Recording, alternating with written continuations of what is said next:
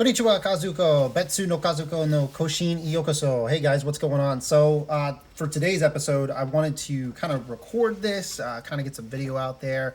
It's going to be kind of a different kind of talk today on the podcast because there's just been so much stuff going on that I felt that, getting you guys the energy, you guys can see me, you guys can kind of interact with me there. Of course, this will be put on the podcast on Anchor as well, so you guys have access to that simultaneously. So, really, there's just been so many events going on. I'm going to kind of pull up my notes here.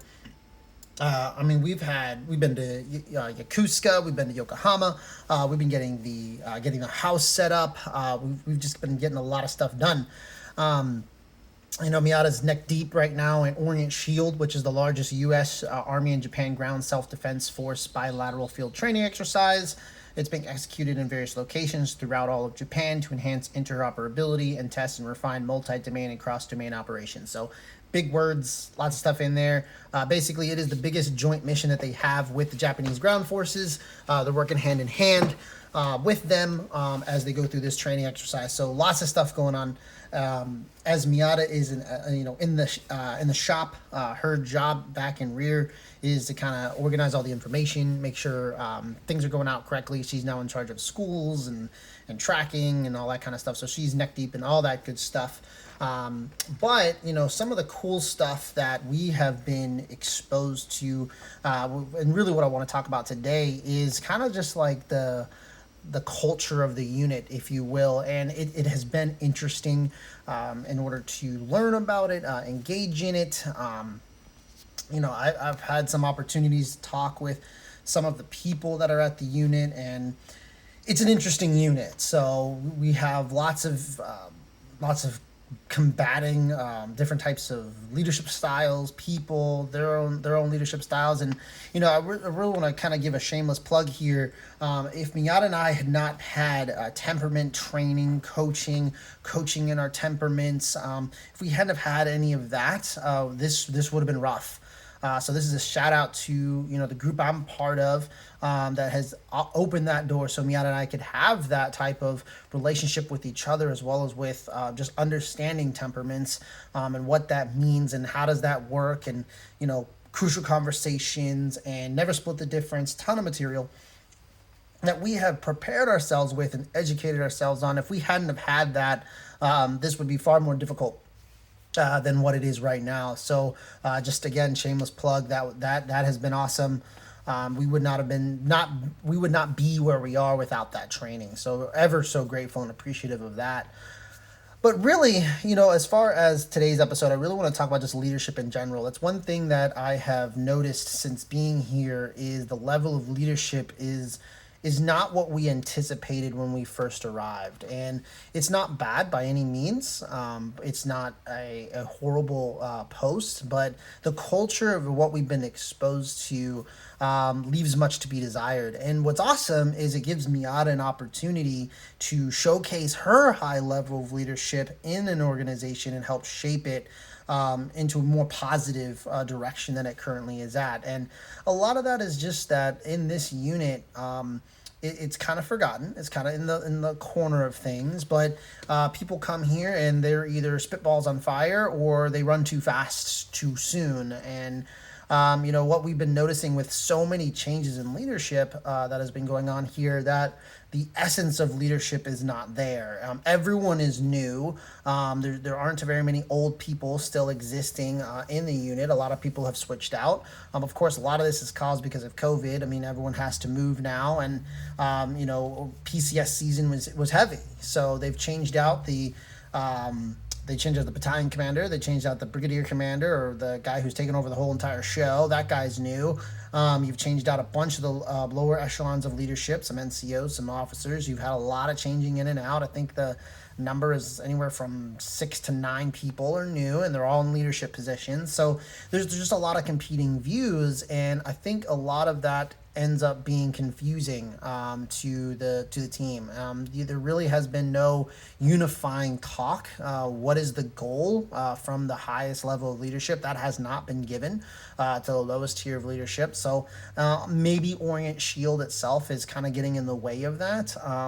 But as far as my own personal thoughts, I mean, and what I've talked to Miata about today, we had an instance where, she came in last at the run, and Miata is not a runner, so by any means she's not. And what's awesome is that she can beast mode it out in other areas. It's just running seems to be the Achilles heel. Well, one thing that came out of that is that her leadership has been elevated where normally if that would have stopped her from progressing, this one is like, nope, I'm not going to stop progressing. I know this is a level where I need to work, and hey, I need to elevate and level up in this area and move on. And I'm super proud of her from that, because that would not have happened about a year to year and a half ago. And a lot of that I can attribute to her own type of ability to process information, but also for her ability to go through the grind. She knows, hey, there's certain levels that I'm not at. I know I need to do better, and here's how I need to do better. And she's able to do that process now without losing her stride, without losing her focus, her momentum. And I'm super proud of her from that, because without that ability to get in there and get to the fight, she'd be lost, and kind of just struggling to kind of get through what she needs to get through. So super proud of her from that. What I mean by some other things that are just challenging in general, basic leadership functions are missing here. So basic as I'm talking about, you don't criticize in front of a group, you criticize in private, you publicly praise, like basic level 1 type leadership stuff. That stuff is missing in this unit. And again, I told Miata this is a huge opportunity. You can bring that.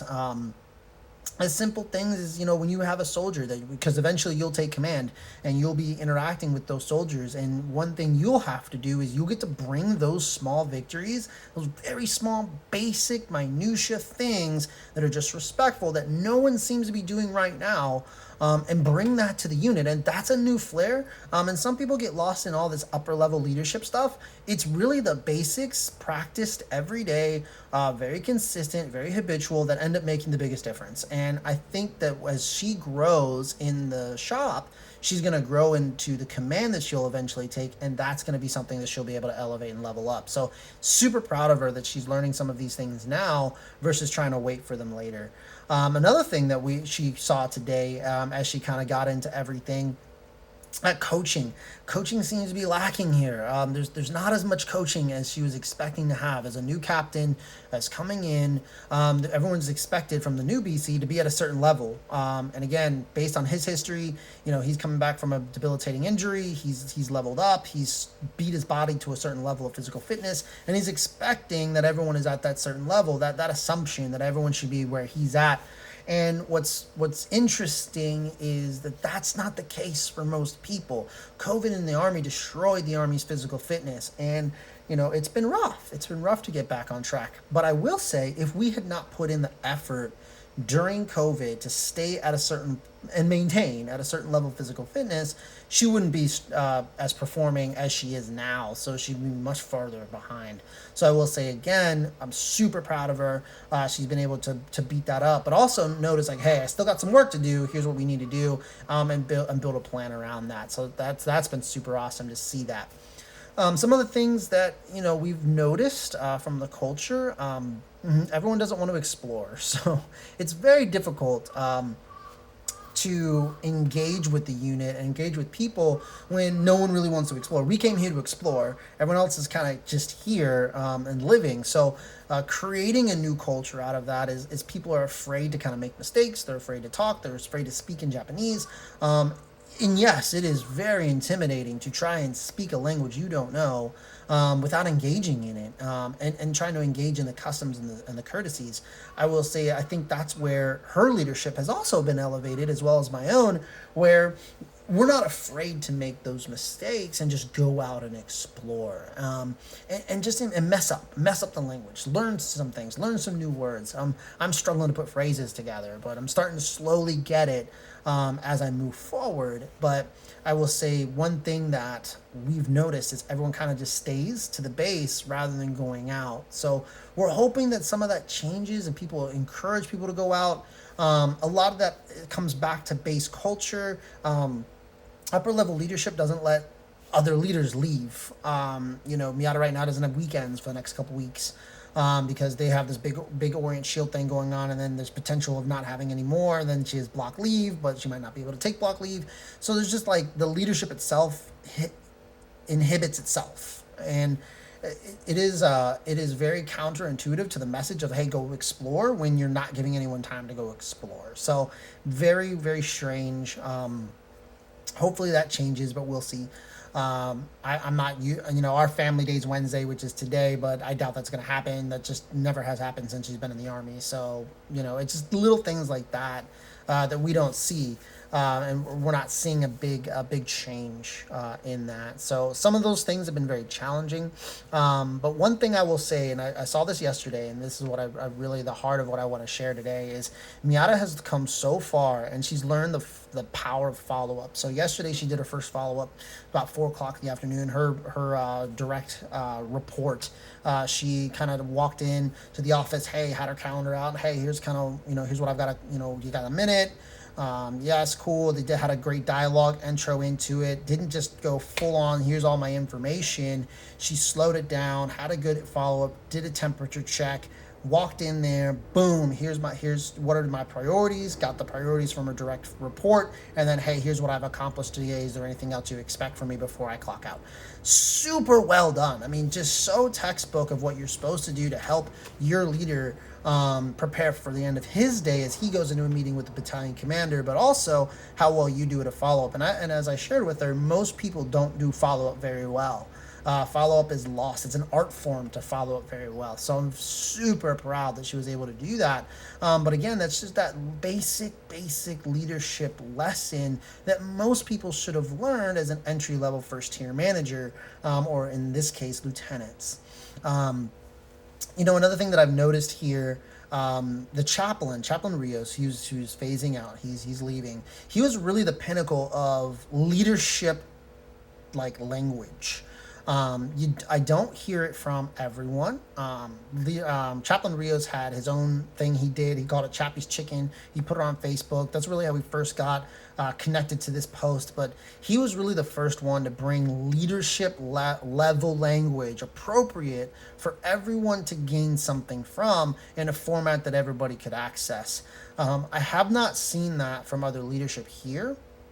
I'm hoping the new Chaplain Pan, brings that level, but I can't expect it or assume that he will. But that's the kind of stuff that this base is missing, is there's not enough high-level leadership language utilized or brought to the table. So I'm hoping as we continue to engage with the leadership on Fridays, because those opportunities where at the VFW, so I get to talk to and engage with the battalion commander and some of the other leaders that are around.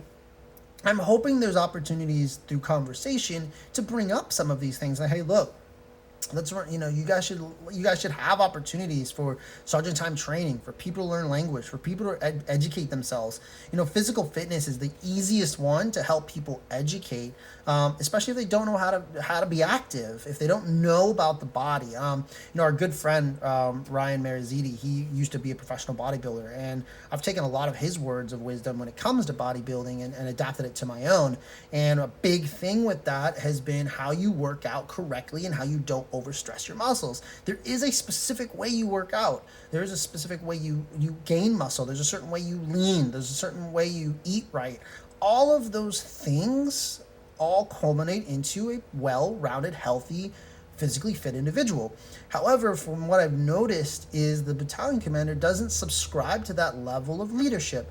He believes in a one way to do things, and he's starting off where people are not physically able to do what he's asking and going, hey, let's just go do a 5-mile run.